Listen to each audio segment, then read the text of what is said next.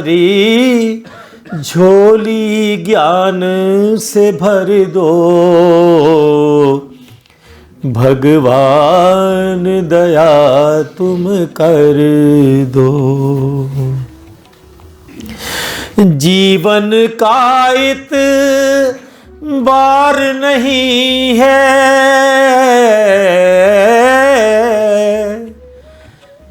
क्या तुझको मुझसे, क्या मुझसे तुम्हें प्यार नहीं है। जीवन का इतबार नहीं है, क्या मुझसे तुझे प्यार नहीं है। टुकड़ा हूँ जब तेरे जिगर का, टुकड़ा हूँ जब तेरे जिगर का, छोड़ के जाऊं किधर को, भगवान दया तुम कर दो। नाथ दया तुम कर दो। आया हूँ मैं शरण तिहारी, आया हूँ मैं शरण तिहारी, झोली ज्ञान से भर दो, भगवान दया तुम कर दो। जिस जिसने तुझे प्यार किया है, उसने ही भव पार किया है। जिस जिसने तुझे प्यार किया है, उसने ही भव पार किया है। प्रेम की नाव में बैठ गया हूँ, प्रेम की नाव में बैठ गया हूँ, अब ले जाओ जिधर को, भगवान दया तुम कर दो। नाथ दया तुम कर दो। आया हूँ मैं शरण तिहारी, आया हूँ मैं शरण तिहारी, झोली ज्ञान से भर दो, भगवान दया तुम कर दो।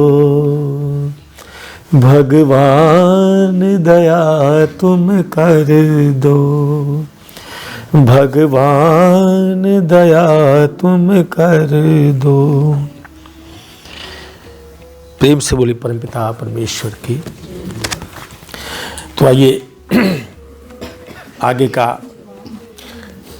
जो विषय है उस पर बड़े प्रेम से, सद्भाव से, उसकी कृपा को लेकर चर्चा करते हैं।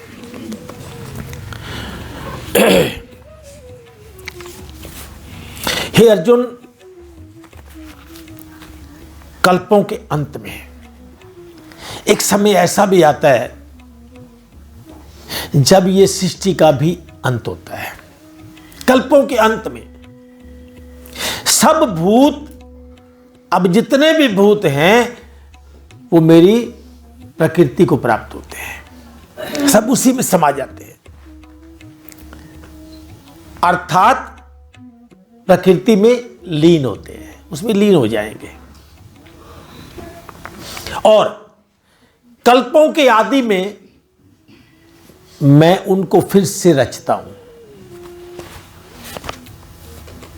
अब इसको खत्म क्यों करना पड़ता है प्रकृति को? बहुत बड़ा प्रश्न है। इतना लंबी सृष्टि बनाई जो ब्रह्मा के 100 वर्षों तक जीवित रहती है, और फिर इसका भी महाप्रलय होता है। तो कारण क्या है, क्यों होता है? कारण खोजना पड़ेगा, बिना कारण तो कोई काम नहीं होता। जैसे ये जो जीव है, जब सुबह से लेकर शाम तक काम करता है, चलता है, खाता है, पीता है, काम धंधा करता है, तो रात को थक जाता है, ये थक जाता है। तो जब थक जाएगा तो इसे अपने बीज में पुनः लौटना पड़ेगा, लौटेगा उसमें। बिना लौटे इसका विश्राम नहीं हो सकता। उसी प्रकार ये जो प्रकृति है, इसको भी तो चेतन परा प्रकृति ने धारण किया हुआ है तो सारी जड़। अभी हमारे गौरी शंकर भाई जी पूछ रहे थे कि जड़ का अर्थ क्या है, हम जड़ किसको बोलते हैं। अब अगर एक एक चीज को गिनाया जाए तो जड़ का अर्थ कभी समझ नहीं आएगा कि ये धरती जड़ है, आकाश जड़ है, ये चांद सितारे जड़ हैं, सूर्य जड़, कितने समझाओगे, बहुत बड़ी है। 2 शब्दों में अर्थ है, जिसकी स्वयं की सत्ता नहीं है वो जड़ है। जो अपने स्वयं की सत्ता से अस्तित्व में नहीं है, जिसकी स्वयं की सत्ता का अस्तित्व नहीं है, वो जड़ है। अब ये फार्मूला सब पे लगा के देखो। जिसकी स्वयं की सत्ता है उसको किसी सहारे की जरूरत नहीं है, किसी आधार की जरूरत नहीं है, वो जड़ नहीं है।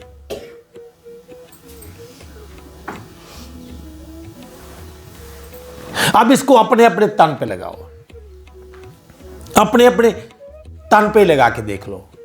चलो कम से कम पीपल का, बड़ का, नीम का तो ये तो मुझको बता नहीं सकती, तो मेरा मन बुद्धि तो बता देगा ना कि क्या मैं स्वयं की सत्ता से हूं या किसी और की सत्ता से हूं। मुझे जीवित रखा हुआ है कि मैं स्वयं से जीवित हूं। तो अगर मुझे भी किसी ने अपनी सत्ता से जीवित रखा हुआ है तो फिर मैं भी जड़ हूं। स्पष्ट बात।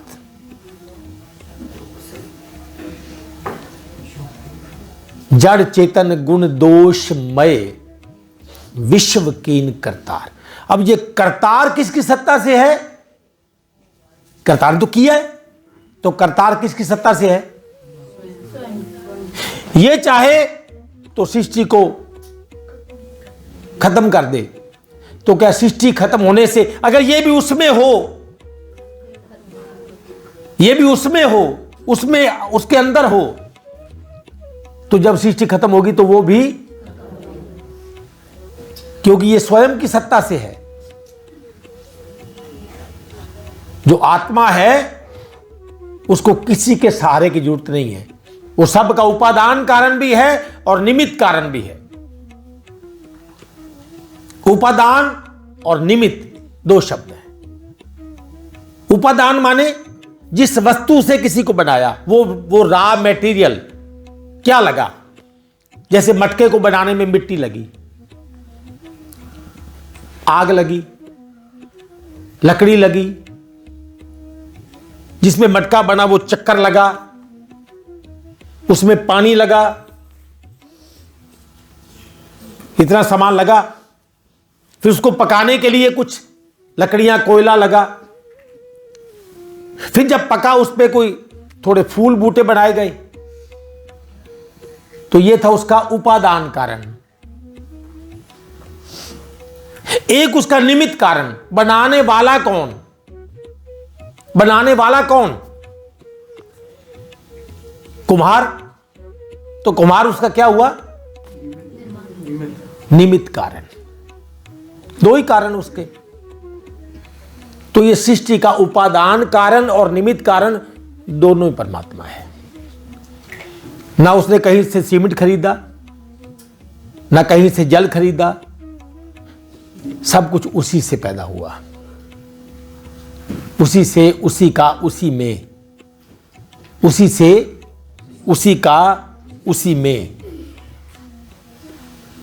तो सबके प्राणपति, पर इंद्रियां उस तक नहीं पहुंच सकती। अगर कोई परमात्मा से संसार की कामना करता है, संसार की कामना करता है, अगर केवल इसीलिए ज्ञान से जुड़ा है, तो उसका ज्ञान भी किसी काम का नहीं है, किसी काम का नहीं। हां, अगर वो ये बोलता है कि हे मालिक, हे परमात्मा, देखो मेरी तो कोई सत्ता है नहीं, प्रकृति भी आपकी, चाहे वो परा है चाहे वो अपरा है, वो भी आपकी, सृष्टि भी आपकी, तन भी आपका, मन भी आपका, धन भी आपका, मेरी मां भी तू, मेरा पिता भी तू, त्वमेव माता च, और पिता त्वमेव, तू ही मेरा पिता, फिर मेरा बंधु भी तू है, तो मेरा सखा भी तू है, मेरा ज्ञान भी तू है, मतलब मेरी विद्या भी तू,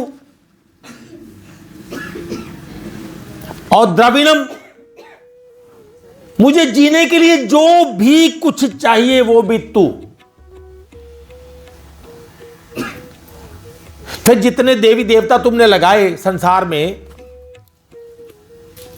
मेरा तो वो भी तू, मैं तो उनको जानता नहीं। त्वमेव सर्वम मम देव देव, चाहे ये देव चाहे वो देव, चाहे वो देव चाहे ये देव, मेरा वो भी तू। तो अब मुझे कुछ चाहिए तो मैं पुकारूं किसको?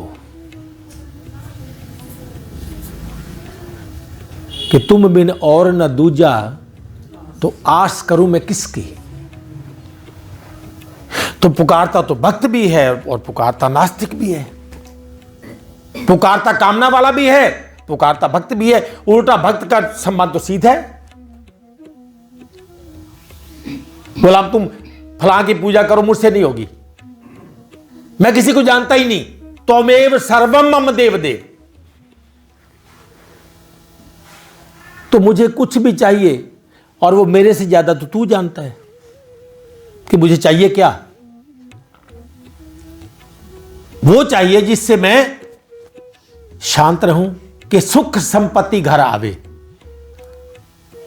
सुख रूपी संपत्ति जब जैसे घर में आए, संपत्ति आए पर सुख रूपी हो, सुख संपत्ति घर आए, मुझे तो वो चाहिए बस।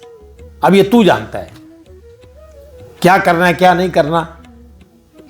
मैंने तो सौंप दिया इस जीवन का सब भार तुम्हारे हाथों में, मुझे कुछ नहीं, ये आप जानो।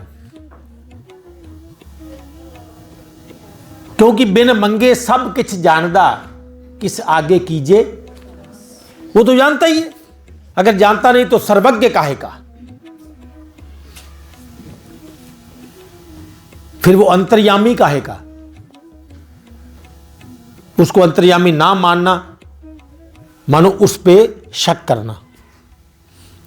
जब वो रात को मेरा श्वास चला सकता है, मुझे सपना दिखा सकता है, मुझे सुषुप्ति दे सकता है, मुझे जागृत कर सकता है, मेरी आंखों से काम करवा सकता है, नाक से करवा सकता है, हाथ से करवा सकता है, जुबान से करवा सकता है, तो इसके अंदर जो पुर्जे लगे हैं, क्या उससे बड़ा कोई डॉक्टर है? कोई भी नहीं। तो जब इसमें जो जीव है, जब सारा दिन धरती पे काम करता है, तो शाम को कौन नहीं चाहेगा मैं थक के सो जाऊं? जीव थक जाएगा। अब मुझे कुछ समय के लिए ना अपने मूल में उतरना